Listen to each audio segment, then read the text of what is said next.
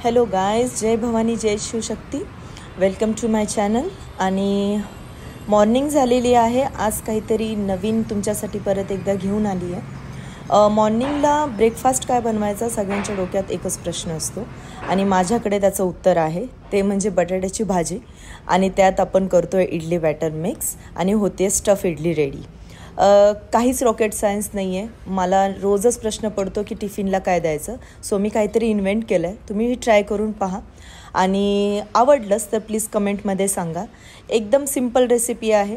बटाट्याचे एक छोटेसे बॉल हे पहा मी कसे करून घेते आहे. तुमच्याकडे जे काही इडलीचं भांडं असेल ते साईज तुम्ही चेक करा. आता माझ्याकडे हे एकदम छोट्यामध्ये इडलीचं भांडं आहे, त्यामुळे मी तुम्हाला दाखवते आहे की एकदम छोटे बॉल्स रेडी करून आपण एक मेजरमेंट सेट करतो आहे, जेणेकरून प्रॉपर इडलीमध्ये ते स्प्रेड होईल आणि स्टफ इडलीचा फील येईल. मला नेहमीच काहीतरी नवीन करायचं असतं, पण ते पण शॉर्टकटमध्ये. मला जास्त पसारा केलेला आवडत नाही. कमी भांड्यांमध्ये जास्त काम त्याचं हे परत एकदा छोटंसं उदाहरण. सो हे पहा, मॉर्निंगला माझं ऑलरेडी झालेलं आहे ब्रेकफास्ट देऊन टिफिनसाठी, आणि हे मी फक्त तुम्हाला दाखवण्यासाठी करते आहे उरलेल्या पिठाचं. तर जस्ट मी थोडंसं ऑइल लावून घेतलं आहे खाली भांड्याला. आता मी त्यामध्ये हे इडलीचं पीठ मिक्स करते आहे.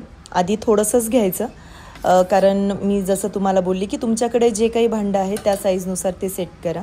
आता हे बॉल त्यावर मी ठेवते आहे एक अलगद हाताने. हे पहा,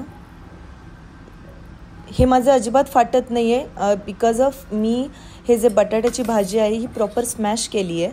अदरवाईज हे असं नाही होत. तर जसं वडापावला आपण स्मॅश करतो बटाटे, तसं सेम यातही करायचं. एवढंच की वडापाव हा ऑइली होतो आणि मॉर्निंग ब्रेकफास्टसाठी तो अजिबात हेल्दी नाही आहे. सो हे थोडं स्टीम इडली आहे आणि मुलांसाठी काहीतरी नवीन. प्लेन इडली माझ्या मुलीला जास्त आवडत नाही, त्यामुळे मी हे असं स्टीम करून घेते. हार्डली एक 10 मिनिट्स इनफ होतात आणि 10 मिनिट्स नंतर आपण त्याला काढून त्याचं प्लेटिंग करणार आहे. आणि मी हे अजिबात आतमधून बटाटे लीक नाही होत, जे आपण प्रॉपर त्याला एक छान राऊंड शेप देऊन ज्यावेळेस आपण त्याला बॉईल करतो. सो मेक शुअर की ज्यावेळेस तुम्ही बटाटा स्मॅश कराल आणि तो जो तुम्ही गोळा बनवलेला आहे आतमध्ये स्टफिंग, तो एक प्रॉपर वेने झालं पाहिजे, जसं मी दाखवलं. काहीच रॉकेट सायन्स नाही आहे. एकदम इझी रेसिपी आहे. मी तुम्हाला हे कट करून दाखवते. हे पहा, एकदम लेट्स सी, एकदम छान पद्धतीने हे प्रॉपर सेट झालं आहे. आणि हे मी खाणार आहे या चटणीसोबत. यासोबत सांबार खूप छान लागतं, पण मॉर्निंगला मला वेळ नव्हता, त्यामुळे मी शॉर्टकट म्हणून चटणी यूज केली आहे. तर तुम्ही हे सांबारसोबत खाऊ शकता, हे असंच खाऊ शकता.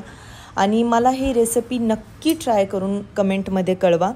आणि आत्तापर्यंत चॅनलला दिलेल्या प्रेमाबद्दल खूप खूप धन्यवाद. असंच प्रेम आणि सपोर्ट यापुढे पण राहू दे. आणि माझे जर ब्लॉग आवडत असतील, डेली ब्लॉग, तर प्लीज मला तेही कळवा, म्हणजे मला थोडंसं अजून मोटिवेशन मिळेल. आणि हे पहा, माझं प्रॉपर प्लेटिंग झालेलं आहे.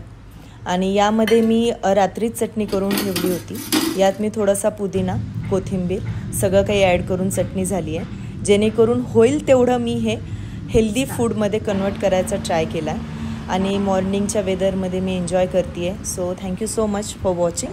Stay tune. Good bye. जय शिवराय.